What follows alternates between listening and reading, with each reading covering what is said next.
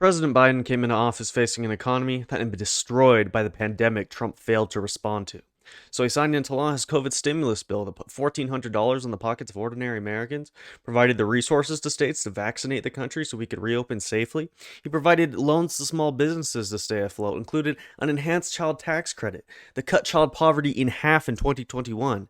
This legislation contributed to the nearly 15 million jobs that have been added under Biden, also thanks to the infrastructure bill, Rebuilding America, the CHIPS and Science Act, investing in American manufacturing, and the Inflation Reduction Act, which represents the largest investment in fighting climate change in U.S. history, while at the same time creating good-paying jobs and clean energy. Donald Trump did away with almost every single environmental regulation he could find, exacerbating the existential threat of climate change. Despite inflation coming down from 8.5 to 3%, everything is still so expensive because despite raking in record profits the last several years, CEOs still haven't lowered prices because they're willing to make all of us suffer so that they can hoard more wealth than they could ever spend.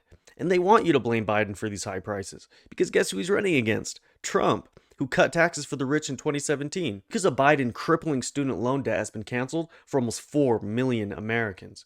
You may remember he had an even more comprehensive plan to cancel student debt that would have benefited even more people.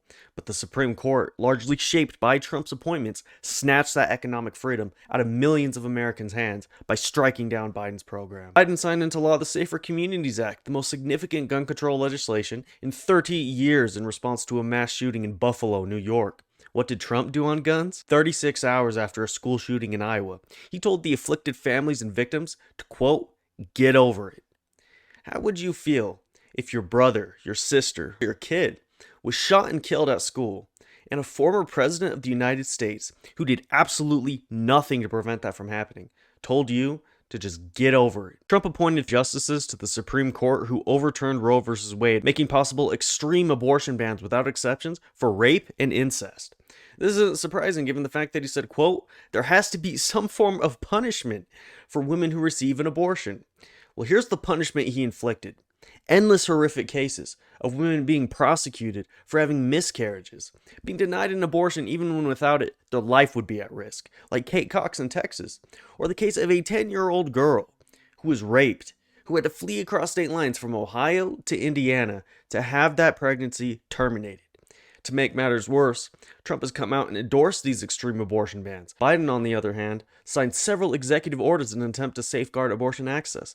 But there's only so much he can constitutionally do on his own, which is why we ought to flip the House back to Democratic control, expand our Senate majority, and re-elect Joe Biden. In the aftermath of the 2020 election, which Trump lost by 7 million votes, there was absolutely no evidence the election was tampered with.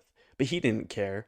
He pressured his own vice president, Mike Pence, to unilaterally throw out electoral votes and steal the election for him, which Pence thankfully refused to do.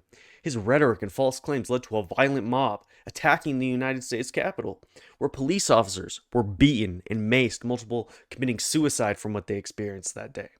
And according to the far-right scheme Project 2025, it's no hyperbole to say, if Donald Trump is elected, we don't know if we'll have another election again.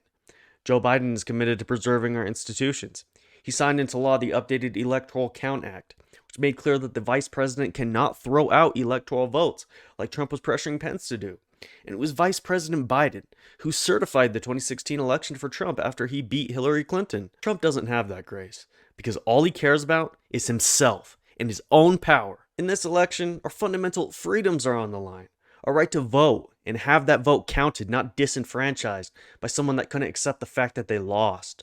A right to start a family and not live in terror of something going wrong necessitating abortion care that has been banned, leading to women suffering and dying. A right to go to class or be in a public place without being in fear that every loud noise is a gunshot from an active shooter. A right to breathe clean air and have a habitable planet for us and future generations, and a right to economic prosperity.